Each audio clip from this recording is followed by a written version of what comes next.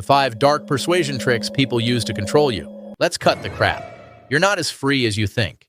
You're not some enlightened free thinker making independent decisions. You're a puppet with invisible strings. And every day, marketers, politicians, influencers, your boss, your friends, and yes, even your mom are tugging those strings without you noticing. The creepiest part? You actually like it. You think you're in control when you're really just following a script your brain wrote for you thousands of years ago in some prehistoric cave. Welcome to Persuasion, baby. But this isn't the fluffy 7 tips to be more persuasive in your next meeting LinkedIn kind of persuasion. Nope. This is the dark stuff, the kind of psychological tricks that bypass logic, short-circuit your brain, and make you do things you swore you'd never do. And worse, you don't just fall for them, you use them. Half the time, you're not even aware you're running the scam. Robert Cialdini, the persuasion godfather, spent years studying these tactics. His book, Influence, is like the Bible for salespeople, scammers, and politicians everywhere. Throw in a few classic studies, like Friedman and Fraser's sneaky foot-in-the-door experiment or Kahneman and Tversky's anchoring effect, and you've got yourself a greatest hits album of mind control. So buckle up. Here are the 5 dark persuasion tricks people use to control you. Learn them, spot them, and maybe stop being such an easy target. Trick 1. Scarcity. The FOMO weapon. Humans are wired to want what's rare. If something feels like it's about to disappear, your brain treats it like gold. That's why every shopping website screams, "Only 2 left in stock," or "Sale ends tonight." You don't even need the item, but suddenly you're typing in your credit card like your life depends on it. Cialdini showed that scarcity is one of the most powerful levers of influence. It's not about the object's actual value, it's about your fear of missing out. Ever seen dating profiles that suddenly get 10 times hotter just because they seem a little unavailable?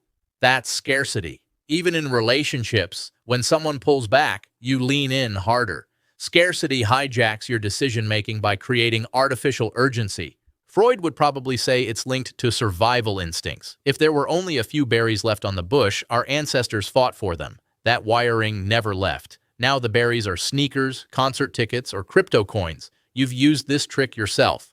Ever told someone, "I might not be around later," just to seem more valuable? That's manufactured scarcity. You didn't get more interesting. You just pretended you were less available. To defend against this, you need to pause and ask, is this thing actually rare or just framed that way? If the answer is just marketing, breathe. The FOMO is fake. Trick 2. The foot-in-the-door technique. This one is evil because it feels so harmless. In 1966, Friedman and Fraser did a study where researchers asked homeowners to put a tiny sticker in their window saying, "Drive safely." Most said yes, it was a small, no-brainer request. Then 2 weeks later, they asked the same people to put a massive, ugly "Drive Safely" billboard on their lawn. The people who said yes to the small sticker were way more likely to agree to the giant billboard. Why? Because once you've said yes once, your brain wants to stay consistent. You don't want to look flaky or admit you changed your mind. Marketers abuse this daily. Ever click, "Try for free"? That's the sticker. Next thing you know, you're paying $9.99 a month for a subscription you forgot about. Politicians use it too. They ask for your email just to stay updated. Next thing you know, you're donating $50. You've used this trick too. Ever ask a friend for a tiny favor? "Hey, can you drop me at the corner?" And then slowly escalate into, "Actually, can you give me a ride across town?" That's foot in the door. The defense? Learn to separate past behavior from current decisions. Just because you said yes once doesn't mean you owe anyone more. Consistency bias is strong, but it doesn't have to own you. Trick 3. Anchoring. The first number owns your brain.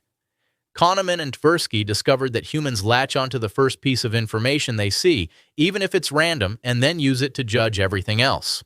In one famous study, they spun a rigged wheel with numbers between 1 and 100. After spinning, people were asked to estimate the percentage of African countries in the UN. Those who saw a high number guessed way higher than those who saw a low number. The random spin anchored their estimate. Marketers exploit this constantly. When you see, was $499 now $199, you feel like you're winning, even if the product was never worth $499. Car salesmen toss out a high price first, so every negotiation feels like a discount. Anchoring even works in dating. If you hear someone is a 9 out of 10 before meeting them, you'll judge them differently than if you were told they were a 5. First impressions literally anchor reality. And you? You do this all the time. Ever tell your parents, I might fail this test, and then show them your B proudly? You anchored them low so the outcome felt like a win. Or you tell your boss a task will take about 2 weeks, then deliver in 1 week so you look like a superhero. Anchoring at its finest. To protect yourself, always ask, compared to what? Don't let the first number dictate your brain's logic. Trick 4. Social proof. Monkey see, monkey do. Humans are herd animals. If everyone else is doing it, your brain screams, it must be right. Cialdini tested this in hotels. Guests were told, most people reuse their towels. Towel reuse rates shot up. They didn't care about the environment. They cared about not being the odd one out. Social proof drives everything from 5-star reviews to laugh tracks in sitcoms. You laugh harder when you hear other people laughing, even if the joke wasn't funny. Online, social proof is currency. Likes, followers, subscribers, reviews. They all trick your brain into thinking something is valuable because other people said so. And yes, you've used it too. Ever say, everyone's going to this party even when it was just 2 of your friends? That's social proof. Or you tell someone, this song is trending to get them to listen. You didn't prove quality. You pointed to popularity. Defend yourself by asking, do I actually want this, or am I just being herded? Remember, a million people can be wrong together. History is full of examples. Don't outsource your decisions to the mob. Trick 5. Fear appeals. The nuclear option. Nothing controls behavior faster than fear. Janus and Feshbach studied this in the 1950s, showing that mild, fear-based messages can shift behavior. Governments, marketers, and cult leaders use this constantly. Anti-smoking ads show black lungs. Politicians warn, if the other guy wins, it's the end of the country. Marketers whisper, without this product, you're at risk. Fear appeals bypass rational thought and hit survival mode. You've felt this on a personal level too. Ever guilt trip a friend with, if you don't show up, I'll be screwed? That's a fear appeal. Or your partner says, if you loved me, you'd do this. Fear of loss. Fear of being a bad person. It works because humans are twice as motivated to avoid loss as they are to gain something, according to Kahneman's prospect theory. Defend against fear by pausing. Ask, is the threat real or is it exaggerated to manipulate me? Fear is powerful, but awareness takes its teeth out. So there you go. 5 dark persuasion tricks used to control you every day. Scarcity, foot in the door, anchoring, social proof, and fear appeals. The truth is, you can't escape them. You'll still fall for them. You'll still use them. But now you know the game. And knowing is step 1 in not being the puppet. Or don't. Keep falling for limited time offers. Keep donating after one harmless email. Keep believing 5-star reviews written by bots.